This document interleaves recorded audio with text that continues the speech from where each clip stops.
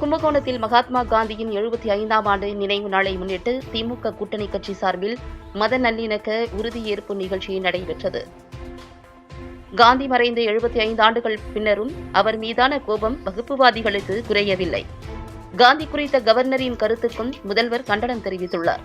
இந்நிலையில் மகாத்மா காந்தியின் 75ஆம் ஆண்டு நினைவு நாளை முன்னிட்டு தமிழக முதல்வர் மு.க.ஸ்டாலின் திமுக சார்பில் மத நல்லிணக்க உறுதிமொழி ஏற்பு தமிழகம் முழுவதும் நடைபெறும் என அறிவித்திருந்தார். அதன் ஒரு பகுதியாக கும்பகோணம் காந்தி பூங்கா முன்பு திமுக கூட்டணி கட்சி சார்பில் மயிலாடுதுறை பாராளுமன்ற உறுப்பினர் ராமலிங்கம் தலைமையில் மத நல்லிணக்க உறுதிமொழி ஏற்பு நடைபெற்றது. மத நல்லிணக்கம் சார்பில் திருவடி குடிகள் சாமிகள், இமாம் முகமது பாகவி, அருட்தந்தை ஜேம்ஸ், துணை மேயர் தமிழழகன், மாவட்ட ஊராட்சிக்குழு துணைத் தலைவர் முத்துசெல்வம், இந்திய தேசிய காங்கிரஸ் கட்சி மாமன்ற உறுப்பினர் ஐயப்பன், மார்க்சிஸ்ட் கம்யூனிஸ்ட் கட்சி மாவட்ட செயலாளர் சின்னை பாண்டியன், இந்திய கம்யூனிஸ்ட் கட்சி மாவட்ட செயலாளர் பாரதி, மறுமலர்ச்சி திராவிட முன்னேற்றக் கழகம் இளைஞரணி மாவட்ட செயலாளர் சரவணன், இந்திய யூனியன் முஸ்லீம் லீக் மாநில செயலாளர் ஷாஜகான், விடுதலை சிறுத்தை கட்சி மண்டல செயலாளர் விவேகானந்தன் மற்றும் கூட்டணி கட்சி நிர்வாகிகள், பொறுப்பாளர்கள் உள்ளிட்ட ஏராளமானோர் கலந்து கொண்டனர். பிளவுபடுத்தும் சக்திகளை வேறறுப்போம், சக்திகளை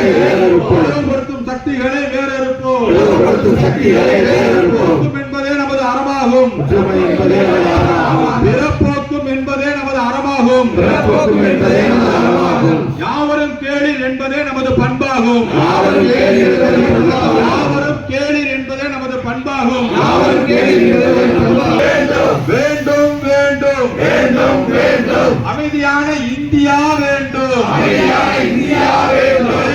வேண்டும் வேண்டும் வேண்டும் அமைதியான இந்தியா வேண்டாம். வேண்டாம் வேண்டாம் வேண்டாம் வேண்டாம் வேண்டாம் வேண்டாம் வகுப்புவாத இந்தியா வேண்டாம். வகுப்புவாத இந்தியா வேண்டாம்.